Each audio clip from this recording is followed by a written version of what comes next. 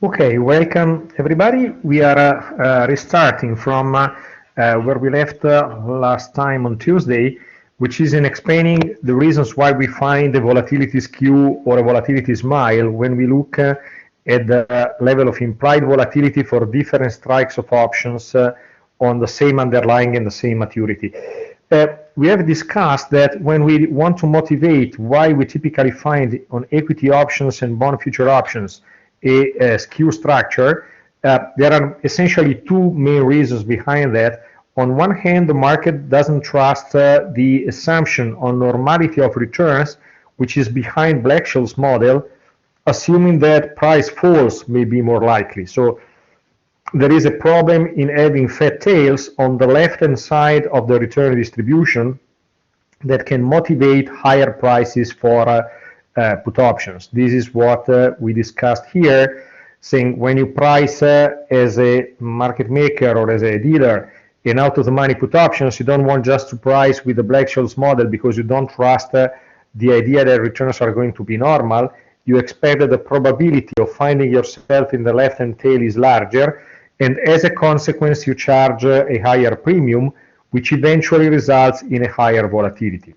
Second part of the story is a matter of demand and supply. There are a lot of institutions which are holders of long equity positions, and they are all scared about a potential market crash or a potential downturn of the market.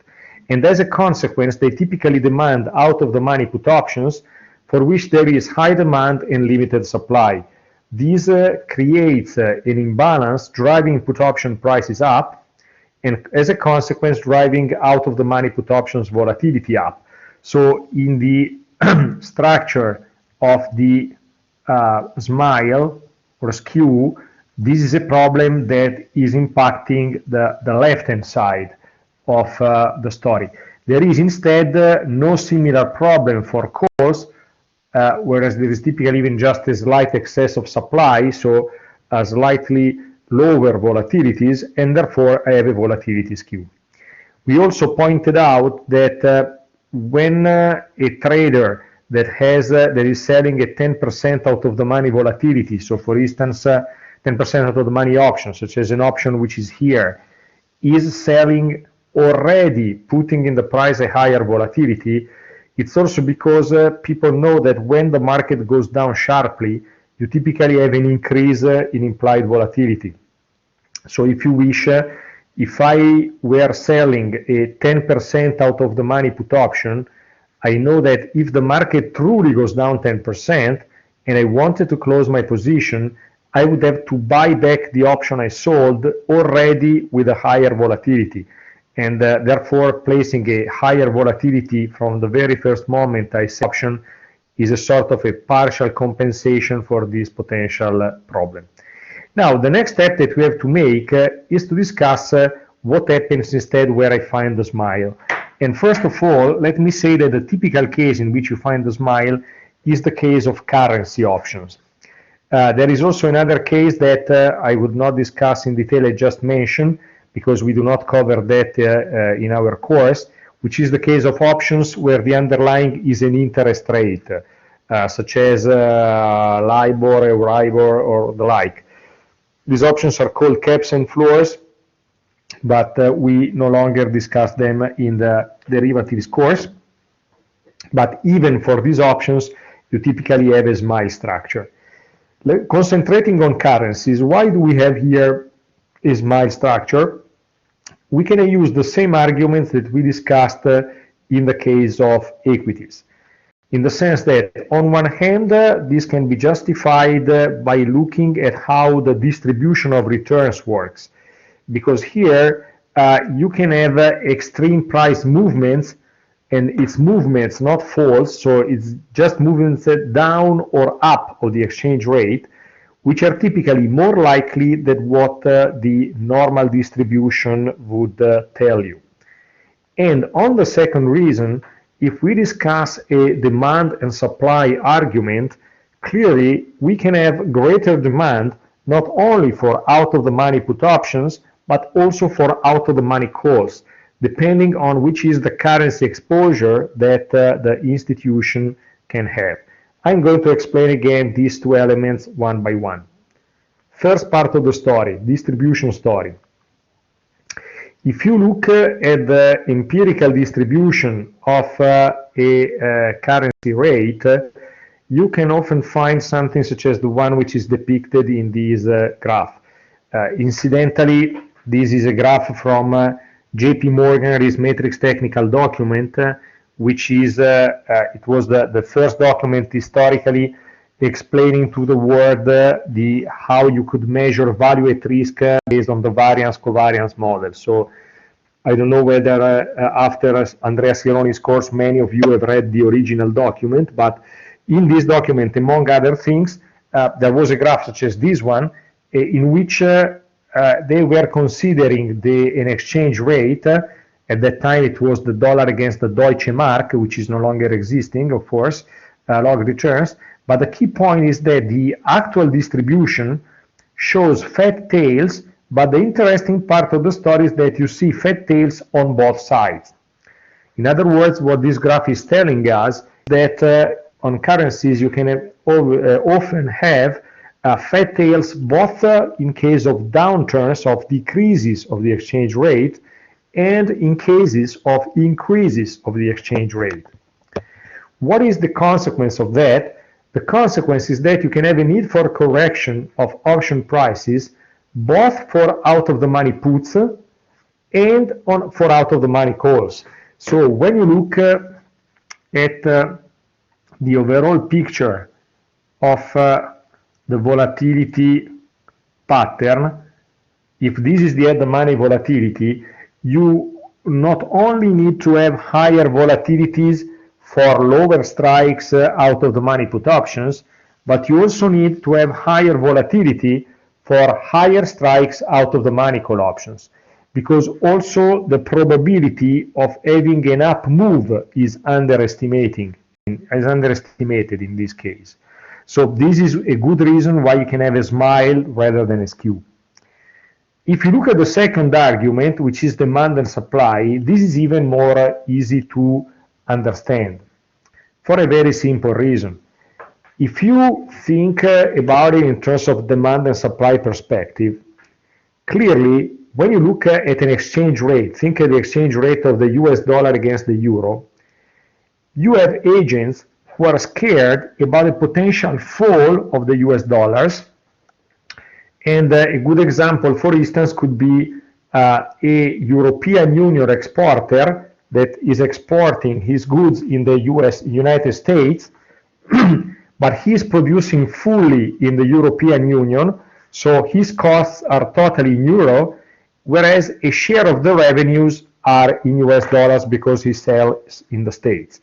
Clearly, this kind of player is going to be exposed to the risk of the US dollar going down, which would imply that his revenues would be smaller when translated into euros. But at the same time, you have agents who can be scared not by a fall, but by a rise of the US dollars. You can have multiple examples about that. One example could be a symmetric US exporter that is exporting in the European Union, having costs in dollars and part of the revenues in euro. This guy would be scared if the US dollar is worth more, which means that the euro is worth less in terms of dollars. Or you can think about a European Union player who is not exporting in the US, but is importing from the US and has 100% of the revenues in euro. Think about, for instance, somebody working in the transportation business at large scale, having a transportation business just in France and Germany, and paying the fuel, which is the cost of oil, paid in dollars. So a higher dollar means a higher cost of fuel, and as a consequence is impacting costs only, not revenues. So in this case, the point I want to make is simple. You can have excess of demand of protection against moves in exchange rate on both sides. While on equities, you only have people who are scared about the market falling, and you don't have anybody who's scared or desperate if the market goes up sharply. When you have an exchange rate, you can have agents who are scared in both directions. And this can create a situation in which there is excess of demand for protection, both on the out of the money put side and on the side of out of the money calls. So the same kind of logic we develop on the skew justifies while on currencies you can have a smile. Incidentally, I'm just mentioning that in 15 seconds. Even if we do not discuss here the case of options on interest rates, it's pretty clear that the same happens also if you have as an underlying an interest rate such as a money market rate. Imagine Euribor. Because you have people who are getting financed at a floating rate, and people who are financing at a floating rate are scared about rates going up. People who are investing in a floating rate are scared about the floating rate going down. So even that's a clear example in which you can have excess of demand for protection on both sides, and this intuitively explains why you have a smile structure even here. Incidentally, this is a minor note, this is not the most important part of the story, but I just want also to point out that while I mentioned on Tuesday that when you have an equity market, there is a typical pattern in which if the market drops dramatically, you typically have a jump up in volatilities. In currencies, this is far less clear. For instance, this is 5 years of history of the exchange rate euro against the dollar, in which you can easily see very different patterns in different periods. In this first area which I'm highlighting, what you see is that the exchange rate, which is the blue one, is dropping. So the euro in this period was falling sharply against the dollar. And you see that volatility, implied volatility is the gray line, is going up. So if we just were looking at this small part of the story, you know what? You see the same thing we typically see on equities. However, if you just look at a small period afterwards, here you see in the green box that the euro is dropping again sharply and volatility is going down. So there is no more demand for protection, to the opposite. There is less demand for protection after that. And here there is a third case in which the euro drops again and volatility is basically stable. So as you can guess, even empirically, the relationship between long returns and volatility that you typically see on equities is completely different when you look at currencies. Okay. Now, let me add a minor note. So it's important to point out that these and the next slides are two things that I also added based on the suggestions of some former students after working on the market, but that's a minor story. So just as a minor note, when you represent the skew or smile, the typical way is to represent it based on moneyness, so on the ratio between the strike price divided by the price of the underlying. And in 90% of the representations, if not 95%, that's the way in which you typically see that. However, it's important to point out that there might be a few variants. One small variant, which is actually just within using K divided the price of the underlying, is that when you use the price of the underlying, some people use as the price the spot price, whereas others, especially when you have a European option, look at the future price. So in some cases you have K divided by S, the spot. In some cases you have K divided by F, which is the future, which clearly, if you have different maturities, would imply using different futures for different maturities. However, in many cases you actually have K divided by S to keep things simple. A more complicated way to express the skew smile, and this is why I'm mentioning also that very quickly, but saying clearly that this is not by far the most important topic of today, it's probably the least important one. Sometimes you have representations in terms of option delta. And I just want to make sure that you are able to read it if you ever find it. This is an example of how you can see the representation of a skew smile. In this case, it was a smile on an exchange rate, euro against the dollar. And this is represented based on put delta with opposite sign.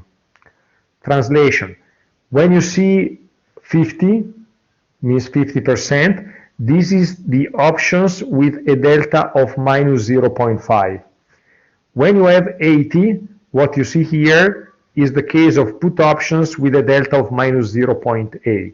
Okay, where you have this point here, this would be a put option with a delta of minus 0.25. Okay, so for instance, having 80, which means minus 80% for a delta of a put, means having higher strikes. Because if you have the put option with a delta of minus 0.8, the put option is in the money. So here on this side, you have an in the money put, therefore a higher strike. On this side, you have an out of the money put, and therefore a lower strike. First thing to be considered when understanding how this graph should be read. The reason why I don't like particularly this way of expressing the skew smile, which some people prefer to the other one of using K divided by the price of the underlying, is that when you have this option, the positions that you find on the same level of delta, say 80% of or minus or 0.25 or 25%, have unfortunately different strikes. So, for instance, if you look at this point, which is 25, the four options which are represented here for the different maturities, 1 month, 3 months, 6 months, and 12 months, are not options having one single strike, but all the four have a different one. Why is this the case? The reason is that the delta of an in the money and an out of the money option changes as maturity gets closer. Let me explain that through a graph. The idea that I want to mention is simply the following. If you think about the delta, we know that graphically, when you have the value of a call option represented by a curve in this way, the delta is graphically the slope of the tangent line, okay? So this would be the delta. And in this case, for this more in the money option, this is the delta, clearly is larger. However, when the option gets closer to maturity, the curve moves. When the option gets closer to maturity, the curve would be moving down, okay? So you would have more or less something like that. This implies that for the same level of the price of the underlying, the delta that you have over time is changing. For instance, look at what happens when you are here. The delta when you are closer to maturity is clearly smaller than the delta that you have in this point. So if you call this point A and this point B, the delta in A is larger than the delta in B. And this is understandable given that at maturity you have a delta of 0 for that level. So the delta, for instance, of an out of the money call clearly decreases as you get closer to maturity.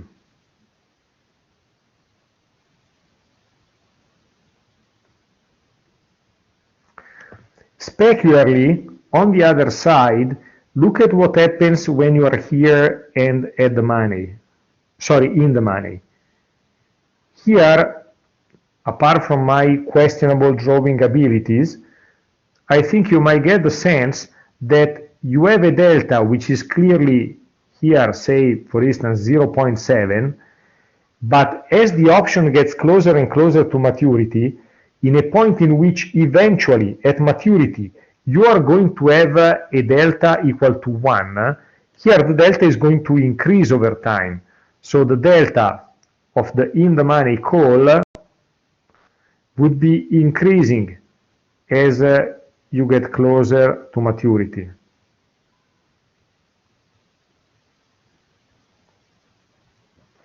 Therefore, when you are taking a delta of 0.25 or a delta of 0.8 at different maturities, you are going to take options with a different strike. You don't have the same delta with the same level of moneyness in terms of K divided by P.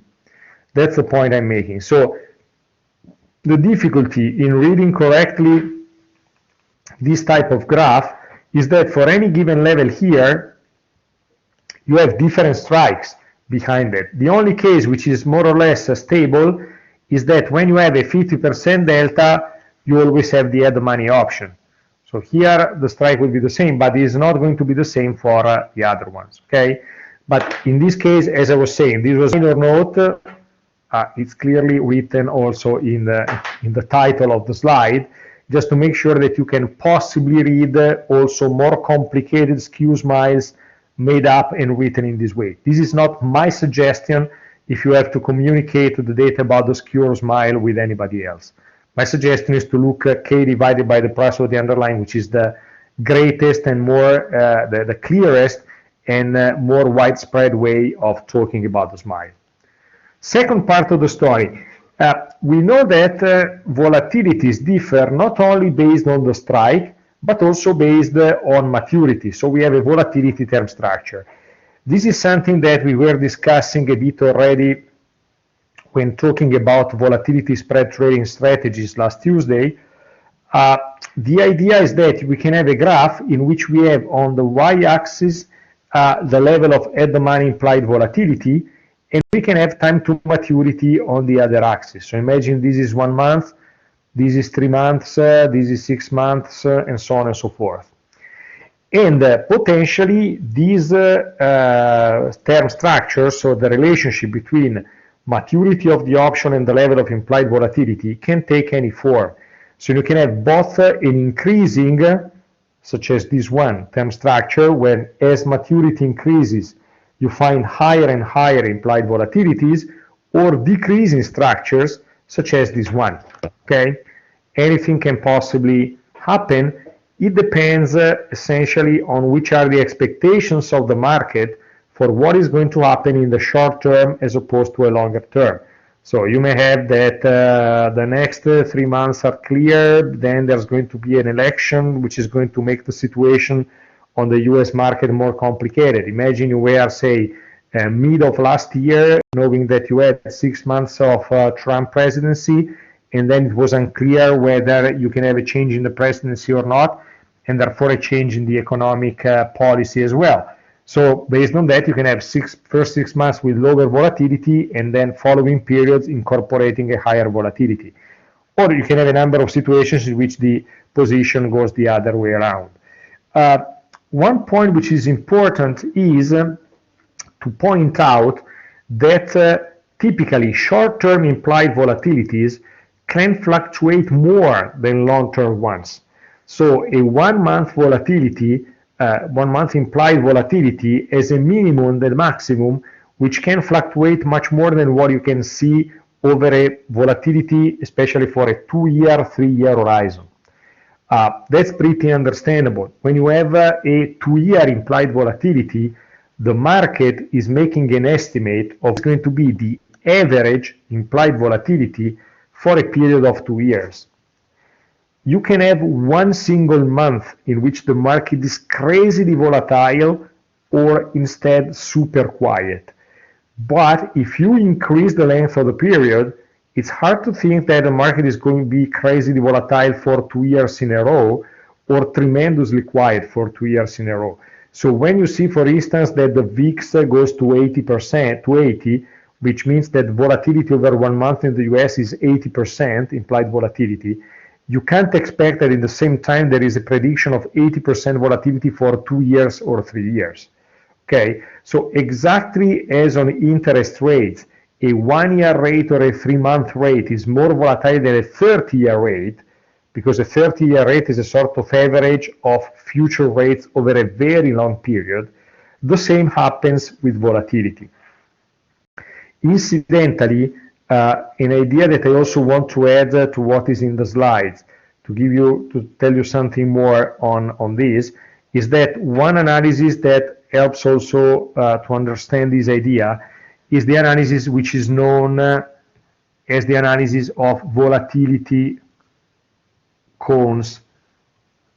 I want to be clear on that. I'm not saying that volatility cones are an instrument that works every single time, so they should be managed with care. I only want to explain what a volatility cone is, and this also gives you the sense that the change that you can find in volatility is different when you look at short term as opposed to long term.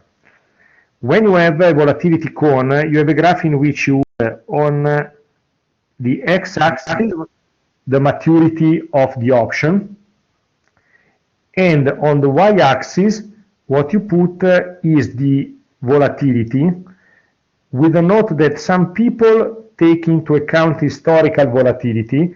So originally volatility cones were proposed looking at historical volatility, but keep in mind that some instead do that with implied volatility.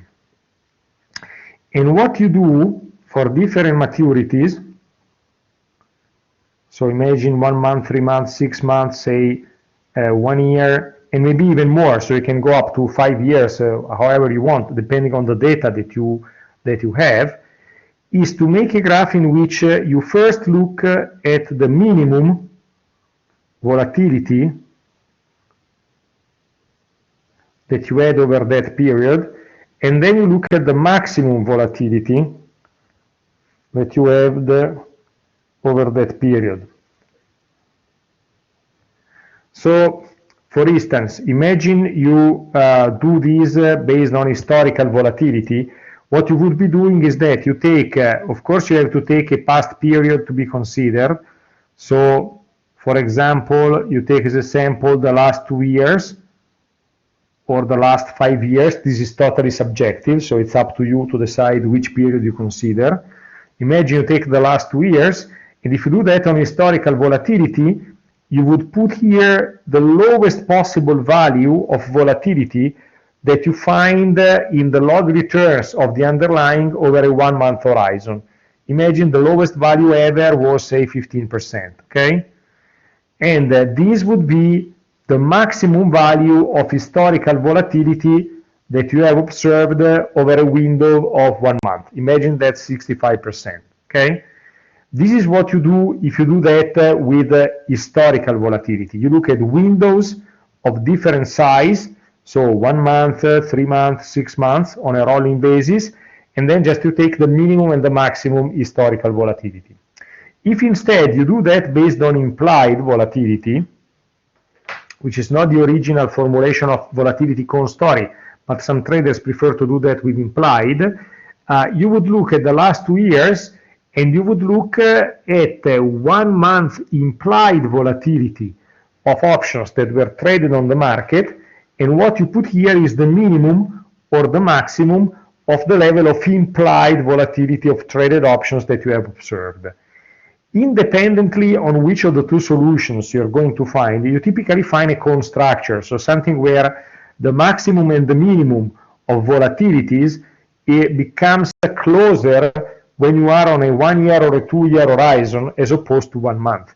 And typically what you also do is that you not only look at the minimum and the maximum, but you also make an analysis of percentiles. So just to make an example, you might be drawing, say, the 25th percentile, which is this one, and imagine you have the 75th percentile, which is here, okay?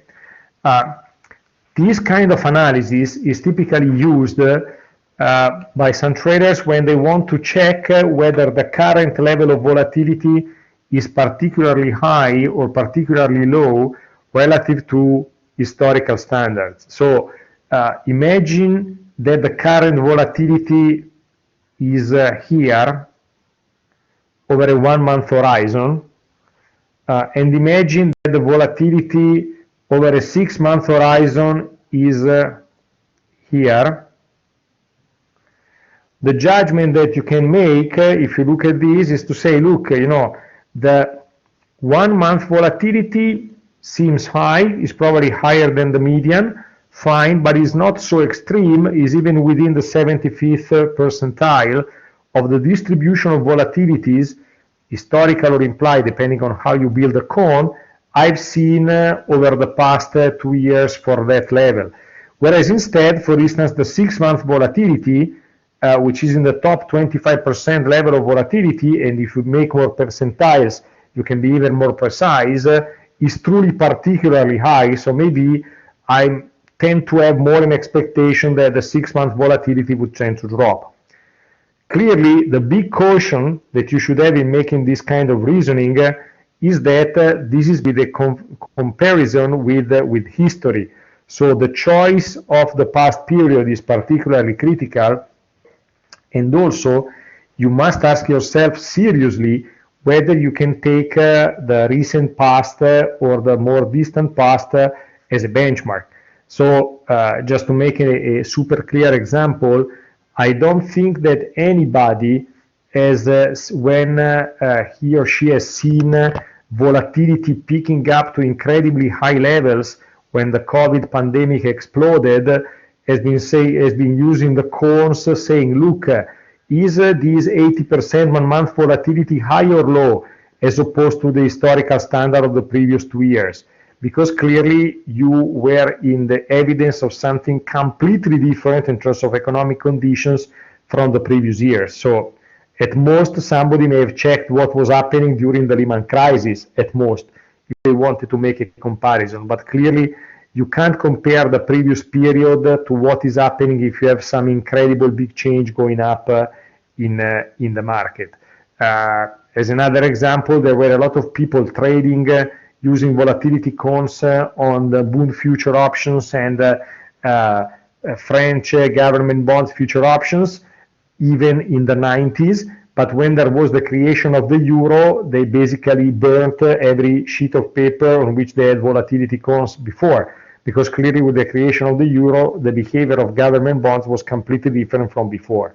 So keep in mind that it should be taken with great caution. However, even just looking at the volatility cones tells you one simple thing, which is it's clear from the simple graph that the volatility of a short-term volatility over a 1 month horizon is far larger than the volatility, for instance, of a 1 year horizon. Okay, so this is important. I'm also going to show you further example later on today, but it's important to keep in mind as a concept. You can expect much wider volatility of shorter term volatilities as opposed to longer term volatilities. And this is going to have important implications. All right, let me get back here. Here I wanted to make 2 points on that. So point number 1 was the idea that you can have short-term volatilities that fluctuate more than long-term ones. The other thing that I wanted to make sure is clear is that in terms of structures, the decreasing one or the increasing one can happen very easily depending on which are market expectations. To make this point more evident, let me show you this graph. This graph that comes again from a research report from an investment bank shows you the evolution of the term structure for a European stock market index options, 2007-2008, and what you see in the graph is the difference between 1 month at the money volatility and 3 months at the money volatility. So essentially, as you can see, the graph is fluctuating from below to upside to up rather to relative to zero. So the difference is moving from negative to positive and vice versa. Whenever you are here, it means that volatility 1 month minus volatility 3 months is greater than 0. So it means what? It means that you have a decreasing term structure. Whenever you are below the zero, it means that volatility 1 month minus volatility of 3 months is negative, which implies that you have a growing term structure, an increasing term structure. And as you see here, in the range of a couple of years, actually even less than that, 1 year and slightly more than 1 year, you had a number of inversions of the term structure, okay? And remember that anytime you have a non-parallel change in the term structure, you can potentially build volatility spread trading strategies of the type that we have discussed last Tuesday. So don't have in mind that the term structure has to be growing. The potential problem is that many people have in mind term structure for rates. And for term structure for rates, it's slightly more likely to have growing term structures than flat or decreasing term structures. In the case of volatilities, anything can happen, and it's equally likely. Now, the next step is this one. We've seen that we have different volatilities for different moneyness, for different level of strikes, and we have different volatilities for different maturities. So when we are looking at the first part, we are looking at the SMILE, where we had essentially an x-axis with K divided by the price of the underlying, and here we had volatilities. When we are looking at the term structure, we are making a similar graph, where here we had the maturity of the option, and here we had implied volatility. Now, can we combine these two dimensions? The answer is yes. So we can combine the information we have with different volatilities of for different moneyness levels, or different volatilities for different maturities. And when we combine these two, we have what we can call either a volatility surface or a volatility matrix, which are two similar ways to express the same kind of information. So in a graphical term, we could say, rather than having just one dimension, which is the moneyness, we had another one, which is maturity, and intuitively we are moving from a b-dimensional to a three-dimensional set of information. If you look at that in a more simple way in terms of numbers, here if we combine volatility data for n different strikes on a given maturity with m different possible option maturities, so imagine 1 month, 3 months, up to say 5 years, we get a matrix of volatility numbers, whereas the surface is the graphical representation in tridimensional setting. Let me go directly to the data to be clear. When you have a volatility matrix, which is the first one I explain, even if here in this graph that comes again from a research report, it's written as surface simply because it has the same information, but technically this would be a matrix. You have in matrix format the information about which level of implied volatility you have for different maturities, which is this dimension. So you move from 1 month to 5 years. And on the other dimension, you have the strike, which is here. The strike is expressed as the ratio between the strike divided the price of the underlying. Okay? So just to be as clear as possible, imagine here the Euro Stocks index was quoting 2000. Let us imagine this was the quotation here. When you have 100%, you have the option strike 2000. When you have 80%, you have the option strike 1800. When you have 130%, you have the option strike 2600. Okay? So as you move up, you go for higher strikes. That's the intuition. Now, the first thing that I'm asking you, and I'm not asking you to answer through the chat, I'm going to make a super simple, super quick poll to answer, is look at the data that you see over a 3-month horizon. Is this a skew or is this a smile?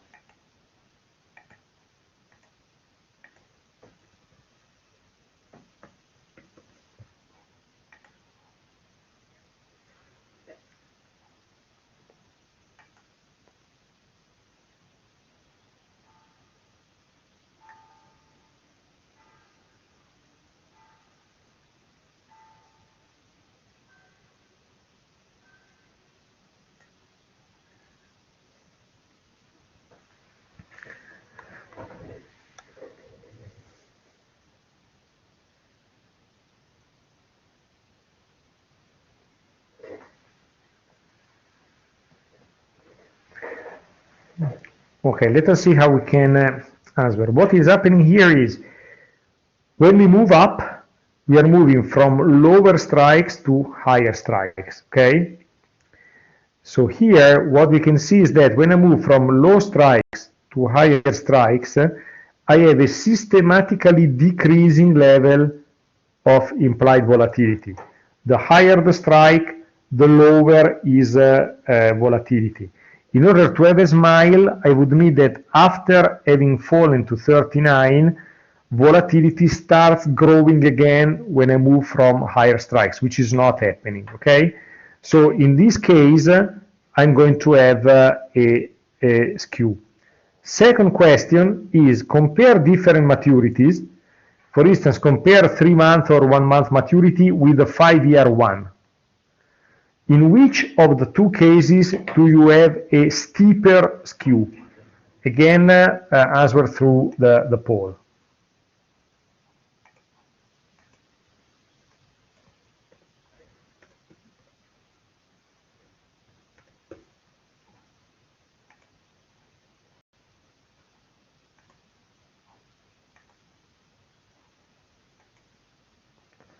Sorry, it's not enabling me to make a poll. I'm trying to.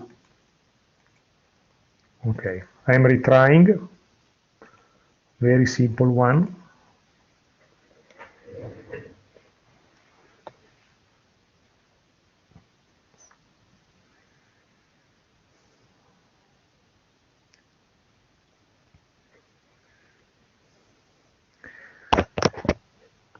Okay. Sorry if I make you apparently lose time on this question, which apparently is trivially simple. But it's important to make sure that you capture this point because there is something behind that I want to explain as clearly as possible. What we can see is look, for instance, at the difference between a 90% volatility and the 110% volatility.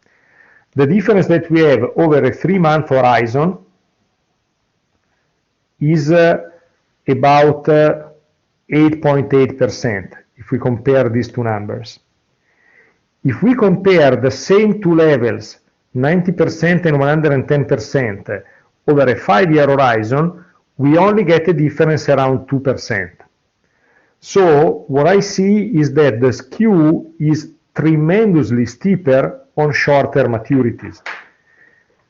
Incidentally, also to show you this again in a different format, if I just jumped back to the very first slide of a skew that I've shown you on Tuesday, here we have 1-month maturity, and here we have the 6-month maturity on the S&P 500, and it's pretty evident even from here that you have a steeper skew on a shorter maturity than on a longer maturity.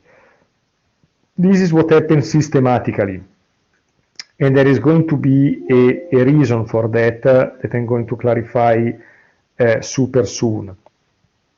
Now, the point I'm concerned about is the following. When people look at this data, the reaction that I had many times, so here the first point is there is a skew. The reaction that I had in many times when talking about this point in classes of professionals, actually, not classes of students, was that people said, look, as a reaction, I should be particularly scared when pricing options about the risk of being potentially mistaken on the volatility I'm using on shorter maturities, because the difference in volatility is tremendously high. The point is, am I truly mostly concerned with the skew smile for short-term options only? The answer is no. Why the answer is no? Because if you, let me put it this way, imagine you ask yourself, how large is the mistake that I'm making if I price an option with the at-the-money volatility, even if the strike is lower than 100%? Of course, it's a tremendous mistake, okay? So if you want to try to get fired soon, that's a good way to prove this emotion. And this is not a great suggestion I would make if you start working in an option desk. But the point is that when you look at the mistake, the problem in your mistake is how much you're wrong in the price. And how much you're wrong in the price is a combination of two components. How much the volatility that you are using is wrong, first point. And second point, how much your option is sensitive to the number of volatility that you put inside the Black-Scholes model. Now, how much the option is sensitive to the number of volatility that you put inside is given by one simple thing. It is VIGA. Okay? So if you put, say, 10% rather than 11% in an option pricing model, the impact of this mistake on the final price is larger when VIGA is larger. And now, which option has a larger VIGA between a 3-month option and a 5-year option? Think about it. In which of the two cases is VIGA larger?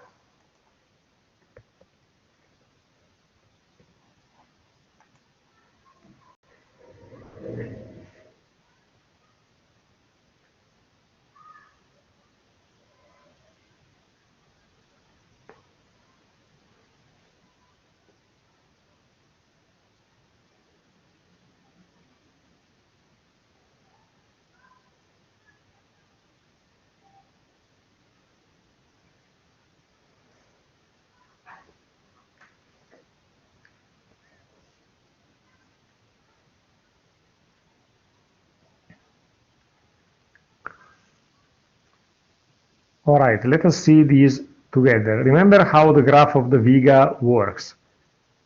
If this is the situation when you are 3 months to maturity, when you are 1 month to maturity, you have a systematically lower VIGA for any possible levels, okay? Remember that while gamma, for instance, increases for the at-the-money level, in the case of VIGA, you have a systematical decrease of VIGA. So this implies that these options have a much higher VIGA as opposed to the 3-month ones, okay? This is why, potentially, a mistake of 1% here between these two strikes can count at least as much and probably more than making a mistake of 4% here on a much shorter option. Okay, so the point is that given that the longer maturity have much larger VIGA, you should be particularly careful in incorporating the smile or the skew correctly when you have a longer horizon option, even if apparently you would not say that this is more dangerous based on the fact that you see just a small difference between the different volatilities. There is also another point that I want to make, which is the following. As you remember, we discussed the skew smile story, saying that when you have Black-Scholes and you don't trust the normal assumption behind Black-Scholes, you may have the situation in which it were as if the seller of the option calculated the Black-Scholes price for a 10% out of the money put, finds out that the right price should be 240, as we said in the example on Tuesday, but then says, look, I cannot sell at 240 because returns are not normal, so I have to charge more than 240. Imagine he wants to drive the price up to 250, okay? And so tries inputting different numbers of volatility until he gets 250. Clearly, if the option has a small vega, I should charge a much higher volatility to have a change in the price, okay? And incidentally, vega is not only decreasing with maturity, is also decreasing when the option is going more and more out of the money. So the more out of the money and short the option is, the less sensitive is to changes in volatility, which means that the kind of, the kind of strike of hammer, if you want, you have to give to the volatility in order to find a price that you consider reasonable is much stronger, because the option is not reacting crazily to volatility. This is why you typically find steeper skews on shorter maturities as opposed to longer maturities. Okay? Now, what is a surface? A surface is simply a graphical representation of the same story. So it's exactly a case in which you have three axes. The first one, the vertical one, is the level of implied volatility. And in the two horizontal ones, you have the moneyness. So here you have moneyness ranging from 80% to 150%. And on the other axis, you have the maturity of the option. Okay, so you're just combining the three dimensions all together. Again, if you look at this graph, you can easily observe, even graphically, probably it's even easier to understand, that you have a steeper skew on a short maturity as opposed to a long maturity. So here the 1 month skew is this one, whereas the 5-year skew is this one. And you see there is a far small difference between the different levels of implied volatilities over a 5-year horizon, even if this small difference accounts for a lot in terms of price because the vega is very high. Ideally, if you wanted to have an intermediate skew, such as the one at 2 years, ideally you should sort of, cut this graph, sort of insert one glass that then you put on your microscope and see, and you take the graph that you find cutting with the glass the surface that you have here. So this line in red would be the 2-year skew. It's just a matter of representation. You have exactly the same information that you have in the matrix. Some people prefer it to have in graphical form, some people prefer to have it in matrix form, but it's absolutely exactly the same story. Now, when discussing a volatility surface or matrix, one practical but non-trivial point I want to make with you is that you should ask always yourself how reliable these data are. The point is very simple. Implied volatilities are not observable. Implied volatilities are derived by looking at prices of options, which are observable. And the point is, you should ask yourself how reliable prices are. So, are the prices sufficiently liquid?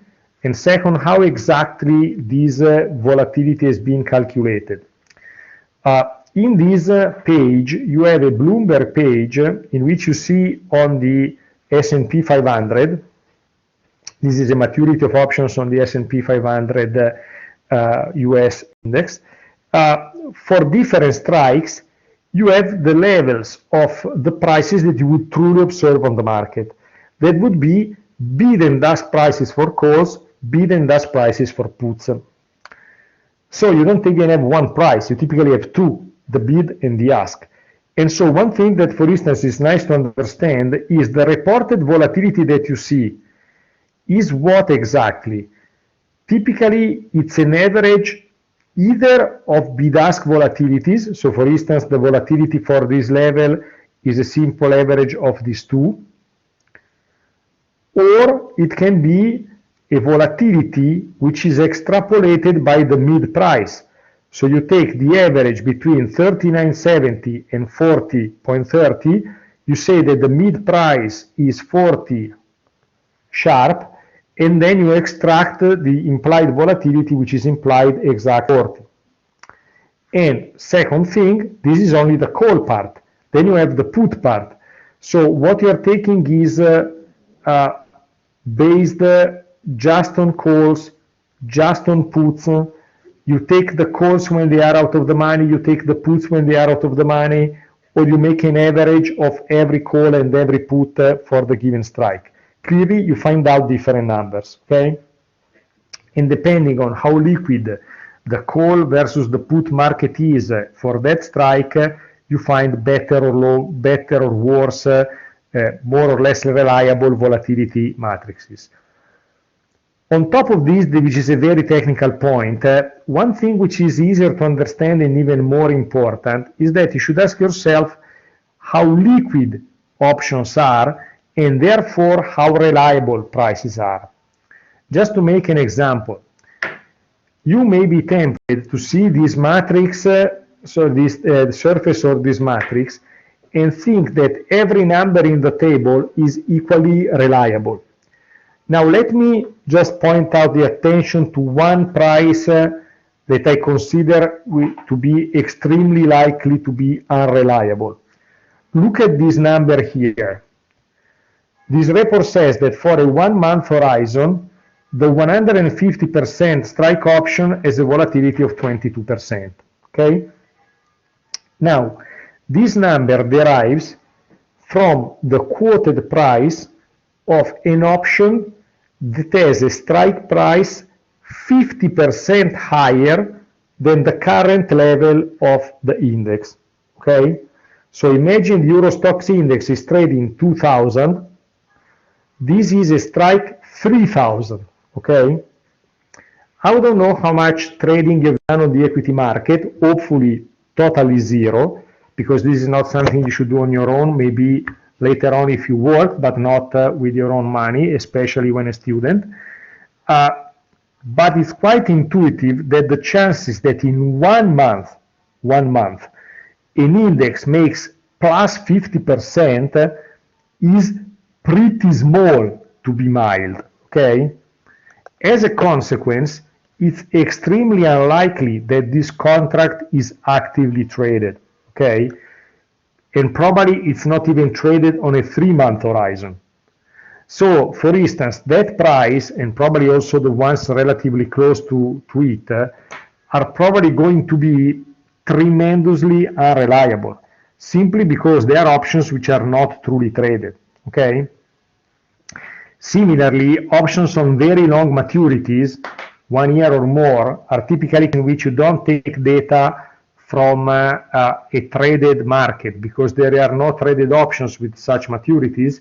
They are traded over the counter, but they are estimates or evaluations of the traders of 1 or 2 or 3 banks. You don't find data which are so super reliable from this standpoint, okay? So keep in mind that when you look at the volatility matrix and make analysis out of it, it's always worthwhile, if there is money at stake, to ask yourself how much you can rely it, and ask yourself a bit more how this data have been produced. Okay, I didn't want to explain everything, but just give you an intuition that building a true and well done volatility matrix is easier said than done. All right. Now, we can move to the next step, but I will move to the next step only if there are no key questions so far, if I've been decently clear up to this level. Is there any question or point which is unclear about what I've said so far? I'm just giving you 20 seconds on the chat to send message of desperation if this is the case.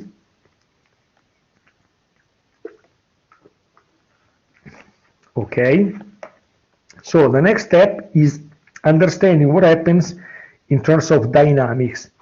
So, and understanding which are the implications that we can get for VGAP. So when we look at the volatility surface or matrix, we have a picture of the level of volatilities in a given moment, okay? But now I would like you to think about these two things. Point number one, do we expect to have an identical variation of volatility for different strikes for the same maturity over time? Translation. Take this column, okay? And imagine that over 1 week or 2 weeks, volatilities go up. Do we always have a situation in which all 3 months volatilities go up exactly by 1% or fall by 0.4%, all varying in the same way, or can variations be completely different? And second question I want to raise, would you expect variations of volatilities which are identical for a short-term maturity as opposed to a long-term maturity, such as, for instance, 5 years? Okay? Now, if you think about the second of these two questions, the first one you can have possibly no idea, and this would be okay. But if you think about the second, about what we've seen earlier when discussing volatility cones. Do you expect to find similar variations of volatility for a 3-month maturity as opposed to a 5-year maturity? Here, if we have in mind the idea of volatility cones, we would say no. We would tend to expect that something is going to be different, okay? Let us see what happens empirically. This is a table again from the same volatility research report from which we had the surface and the graph earlier. And here, what is reported is the 1-week change in implied volatility, okay?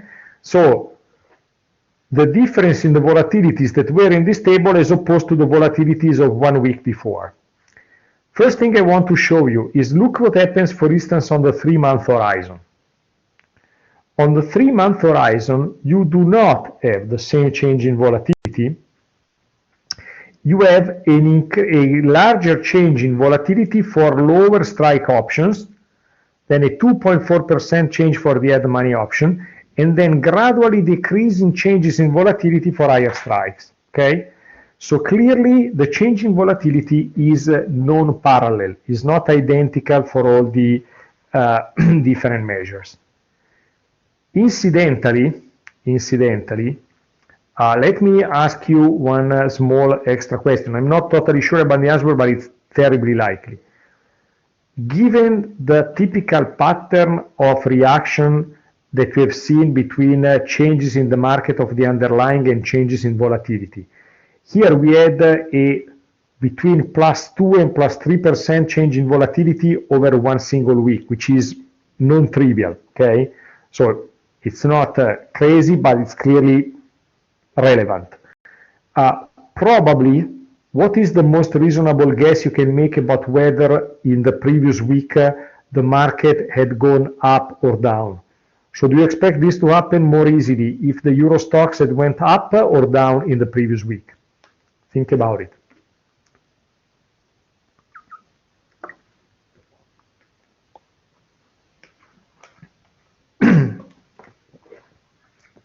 I'm not making the poll for speed here, but probably this is much more likely if the Euro stocks went down. So a possible story behind that would have been a sharp move down of the Euro stocks, more demand for protection coming especially on put options, and as a consequence touching especially the lower strikes, such as 80 or 90%. And as a consequence, having a greater impact here. The question is, do we have this behavior just for the skew? Well, the point is, it's hard to answer in this point. If the skew is mainly motivated by a demand and supply story, we could say yes. If the skew is motivated mostly by a distribution story, this should not have an impact. The sense that if you believe more, if you want, in demand and supply, I would say that the same reason why you have a skew also tells you why it is possible that when you have a sharp move down of the market, out of the money put options react more. It's a combination of two elements. Element number one is that if the market drops, most of the people who want to protect want, especially out of the money option, to have a protection against disasters, so sharp moves, paid relatively little. Okay, so that's why I go for an out of the money one. That's the first part of the story. The second part of the story is that out of the money options have a lower VIGA. And as a consequence, if there is just a small excess of demand, the impact of this excess of demand is a greater price. The translation of this greater price in terms of greater volatility is much larger because the VIGA is small. Have I been clear? So the point is that there is a larger demand that is going especially to these contracts, which can be even more less liquid, so there can be even more limited supply. First part of the story. Second part of the story is that if you had a situation in which, for instance, the prices of 100%, 90%, 80% put option increases by €1, this €1 implies a larger change in volatility for 80% strike than for 90% because of lower VIGA. Okay, so at the end of everything, my answer to your question would be mostly yes. Okay, but this is especially because I think that the demand and supply story plays a non-trivial role in explaining the skew. Now, you can see that a similar pattern is also happening on the 6-month horizon, even if a bit less clear, because then it's rising again over the 130, 150% strikes. The second part of the story, however, is that when we look at different maturities, on different maturities, the differences in the jump in volatility is even stronger. So while, for instance, the difference between the change in an 80% strike moneyness or a percent moneyness is a difference of 0.5%, the difference between the reaction of a 3-month option and the reaction of a 5-year option in terms of volatility change is strikingly different. There is a crazy difference between the two, which is totally understandable. Okay, so remember again the story of the volatility cones that I was drawing earlier. We know that a short-term volatility has a much wider range of variation than a very long-term volatility. So it's clear that even when it moves up or down, a shorter term volatility can fluctuate much more than what can happen to a long-term volatility. Okay? So this is totally understandable. However, what is important behind the descriptive part of the story is understanding very carefully two implications. And there are two implications that I want to develop. One has to do with VIGA, and the second one has to do with possible trading strategies. Now, the part on possible trading strategies is what I'm going to develop in the next step of these slides, which is that you can have strategies in which you play on having different volatility changes across strikes. So, exactly as we had seen already, how you can play on different volatility changes between different assets, first type of volatility spread trading strategies, or different volatility changes across different maturities of the same asset, you can also have strategies in which you play on different volatility changes on the same asset, same maturity, but different strikes. This is what I'm going to see next. Before looking at that, I want to point out the implications relative to VIGA, because there are things which are important to capture beyond what we already know about VIGA. And I have 2 points that I want to make. Point number one, imagine you have a portfolio in which you have one long Microsoft option with a given strike and one short Microsoft option with a different strike. And imagine you have picked the strikes in such a way that the overall VIGA is 0. When you see a VIGA equal to 0, Does this mean that there is no exposure to volatility at all? So when we jump back to when we were discussing the Greeks, we were saying that the Vega effect was Vega times the change in volatility. Okay? If any of you, after my teaching on the Greeks, had decided to leave the Master of Science in Finance to start having a marketing Master of Science, hopefully nobody, I hope. When I stopped my last class on the Greeks, he or she may end up with the idea that whenever Vega is zero, you are not exposed at all to any change in volatility. However, let us be more precise.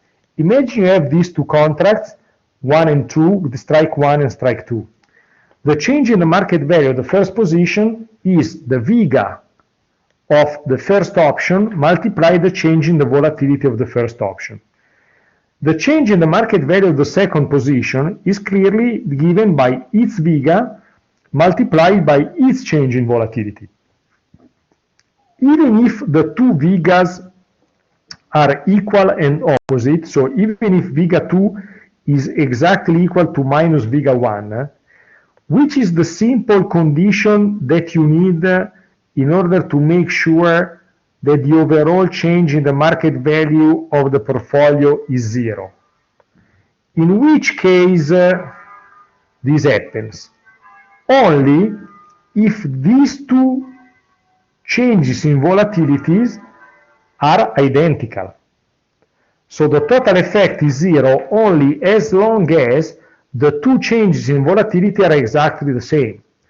There is a big difference when you have this portfolio of two simple stocks, when you look, for instance, at the delta and when you look at the Vega.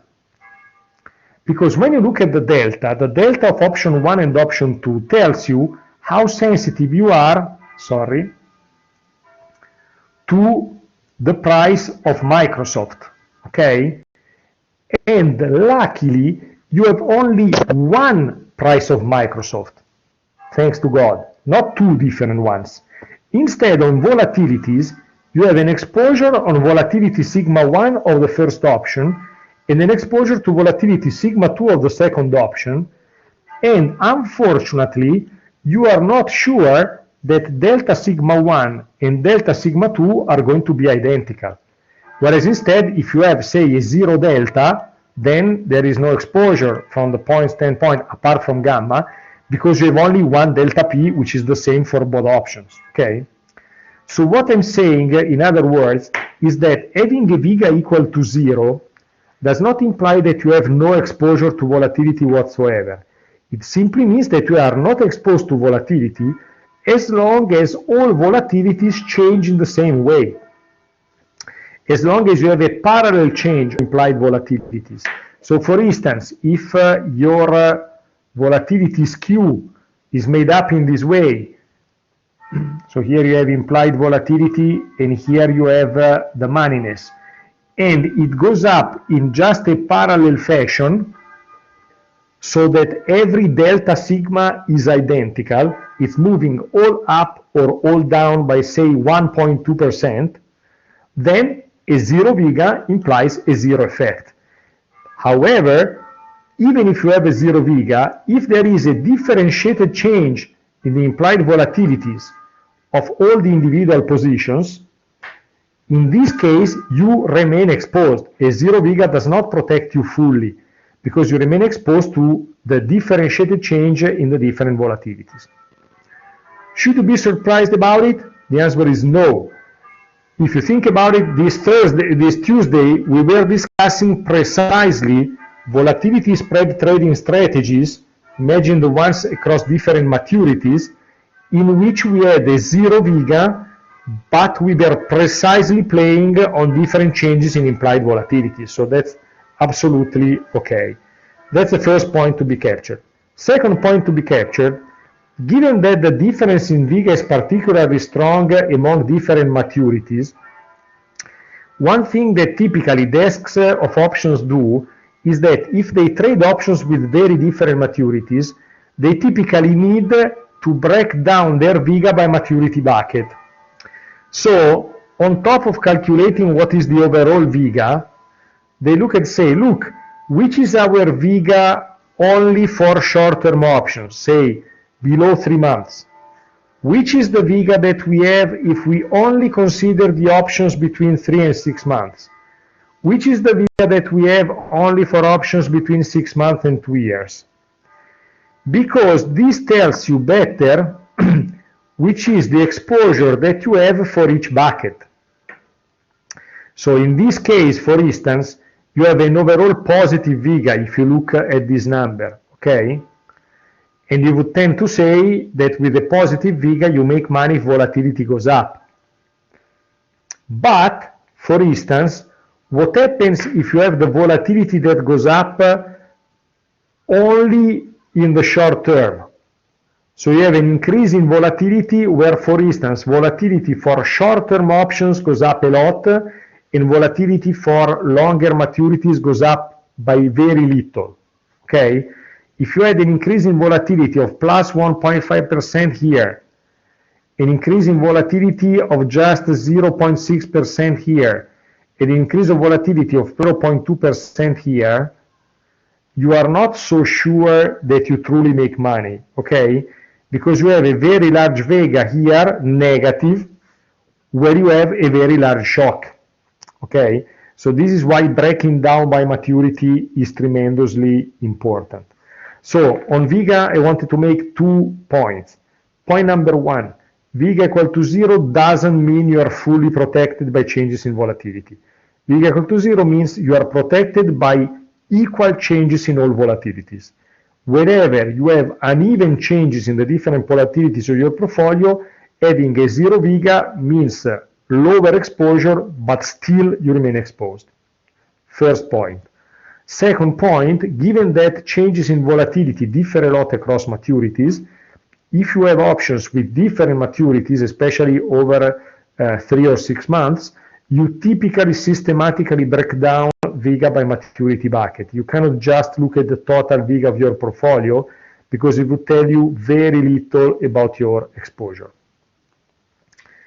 Final part for today is to discuss the trading strategies that you may be doing when you want to play on volatility skew changes. So we can have changes in volatility that can differ across maturity or strike, and you can have strategies on that, either based on different changes in sigma by maturity or different changes in sigma by strike. As for maturity, this is something we have discussed already. So when you expect different changes in volatility by maturity, what you do is exactly the volatility spread trading strategies between maturities that we discussed on Tuesday. So that's a picture of the previous set of slides. This is something we have discussed entirely. What we have to add now is what you do when you want to play on different changes in volatility by strike. So what are the ones which are called volatility skew trading strategies, okay? When you play on the shape of the skew. The simpler strategies here are the ones in which you play on the slope of the skew. They are even more complicated one, and I have no time to discuss them, but the key ones are the ones on the slope, in which you can bet on either a flattening or a steepening of the skew. You have a flattening when the difference between out of the money put and out of the money calls becomes smaller. So clearly the red curve is flatter than the original one. If instead you have an increase in the slope, you say that there is a steepening, which is the graph on the right-hand side of this slide. In general, it's important to keep in mind that you have a flattening or a steepening whenever the slope of the volatility skew increases or decreases independently on the level. So, for instance, even this blue dotted line is a flattening, even this orange dotted line is a flattening. Not necessarily you have a rotation just of the curve such as this one, but it can be a rotation combined with a movement up or down. Similarly, all these three graphs that you see on the right-hand side are cases of steepening. Now, a typical way to present the slope of the skew is simply to look at the difference between the moneyness of 90% options, so 10% out of the money puts, and the money is of 110% options, so 10% out of the money calls. This is a graph, for instance, taken again from a volatility report, that shows you for a European stock index the 3-month skew 90 minus 110. So for instance, when you see a 10% here, it meant that the volatility of the 90% put minus the volatility of the 110% call, the difference between these two was 10%. Okay? So just to interpret this graph, the question I'm asking to you quickly is, in this moment, consider this fraction of time in which this number went down. Is this a steepening or a flattening? I'm making a poll so you can answer through that in 2 seconds.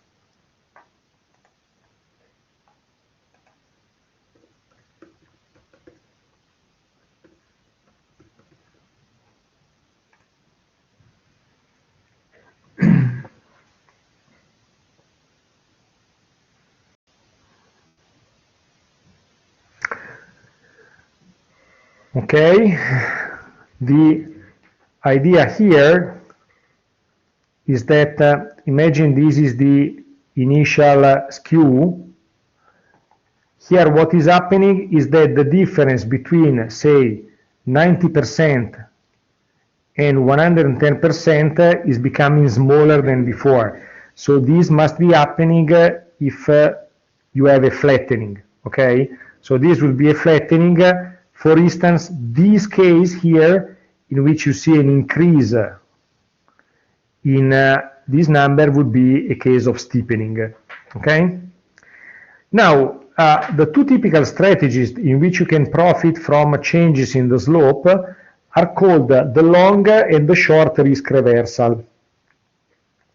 The long risk reversal is the combination in buying an out-of-the-money call and selling an out-of-the-money put, and there's this graph as the final result. The short risk reversal is just the opposite. Incidentally, a very stupid note, apologies for that, but if you want to remember and avoid confusion between which is the long and which is the short, think about the position which is implied on the underlying. Clearly here you're making money when the underlying goes up, you're making money when the underlying goes down. So that's why one is long and the other is short, okay? And as you see, you take opposite positions on the two options. Now let me show you just in one of the two cases, you can do the other one as an exercise for you, how you can build, for instance, a long risk reversal. So a long 111 call and a short 109 put. Here you have the long 111 call. Here we have the short 109 put, and it's pretty clear that between 109 and 111 we are going to have a flat situation that would just depend on the small difference between the two premium. Below 109 we go down as in the put case, over 111 we go up as in the call case, okay? So this is going to be the overall graph. Now, the point on which I would like you to reason a bit is which strategy is appropriate. So imagine you are in the case in which the trader is expecting a flattening of the volatility skew. For simplicity, let us imagine we have a super simple case in which just it's a pure rotation. So you know exactly that what you're going to happen is the movement from the red to the black, from the black, this is time 0, to this expected new skew. The question I'm asking you is which strategy would be appropriate here? A long or a short risk reversal? Take 1 minute to think about it while I build the poll, and then you can answer through the poll.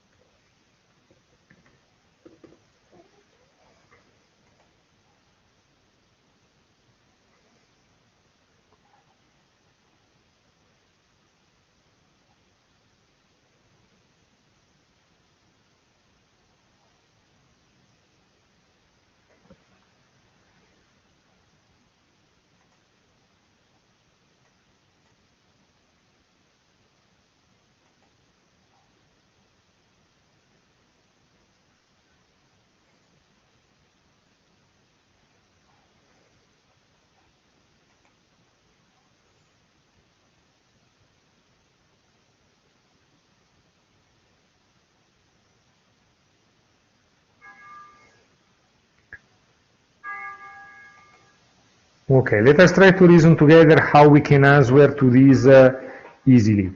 First, in general, when you have these cases, my suggestion is think always about the case of a pure rotation, because that's the one which is easy to understand. Now, in this scenario, what's happening? First, out of the money put volatility is going down, okay? So this is what is happening here. At the same time, out of the money call volatility is instead increasing, as we see on the other hand, okay?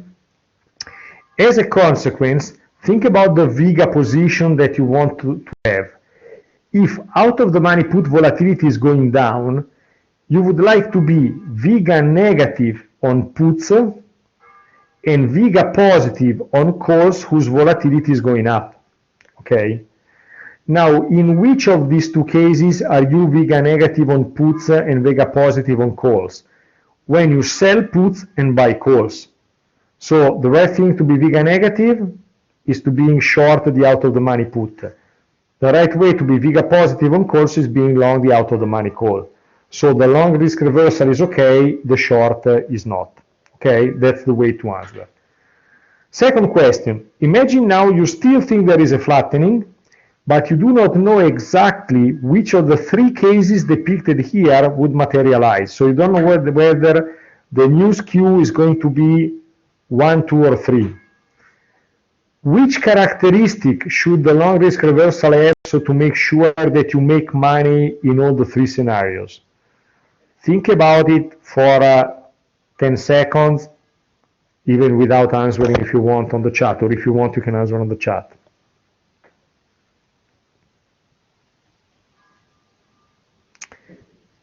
Here, the idea is that if you want to make sure that you make money in all three cases, you must build a short or long risk reversal, a long in this case, which is VIGA neutral. Why? Because in this way, the parallel change in volatilities is going to be neutralized. Let me be clearer. So you want to have a position that depends only on the reduction of the slope of the skew. To clarify this point, imagine that from the situation in time 0, you end up being on the skew number 2. The movement from the initial skew to skew number 2 can potentially be decomposed into two parts. The first part is the rotation from the initial one to skew number 1, okay?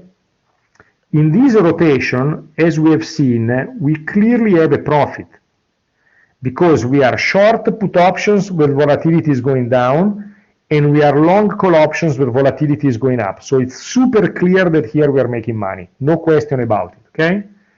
Then there is the movement from 1 to 2, which is a parallel movement, and if I am VIGA neutral, this parallel movement has no effect.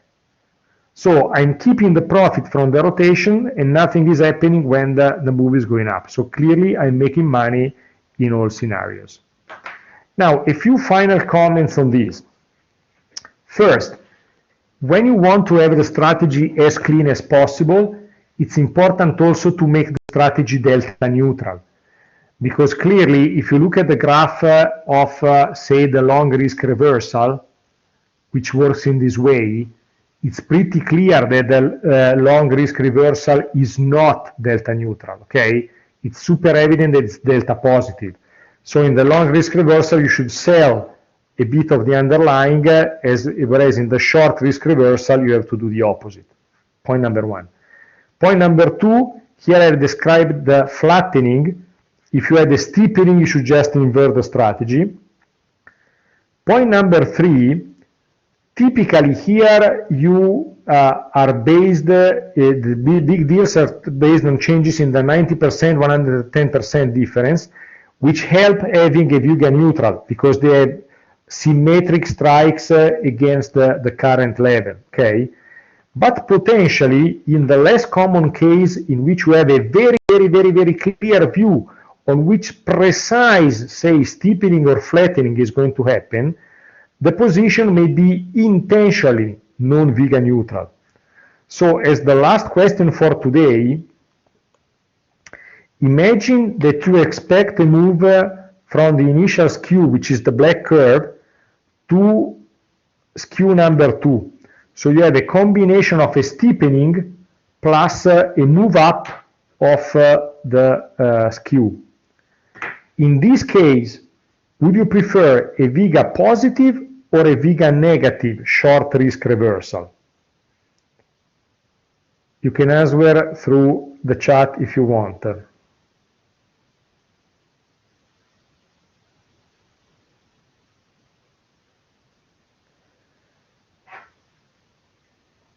Here you make a short risk reversal because you look for a steepening, but if there is also an up move, you are going to be willing to be Vega positive.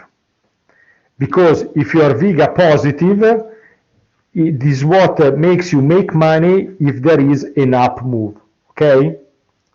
So, as a small exercise for you, which I'm not rediscussing next time, but very simply, one question I can leave for you for your personal check is the following. Think about whether it should be correct to take strikes at 90%, 120%, or 80%, 110%, if you want to build a short risk reversal which is Vega positive. Clearly, if you take 90, 110, it's Vega neutral.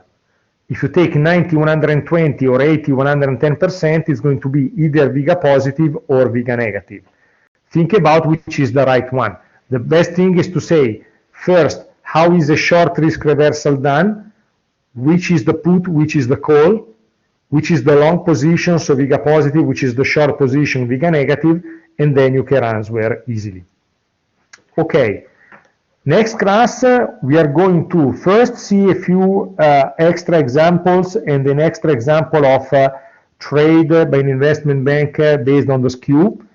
Second, we are going to discuss market making with options with a new set of slides that I've posted.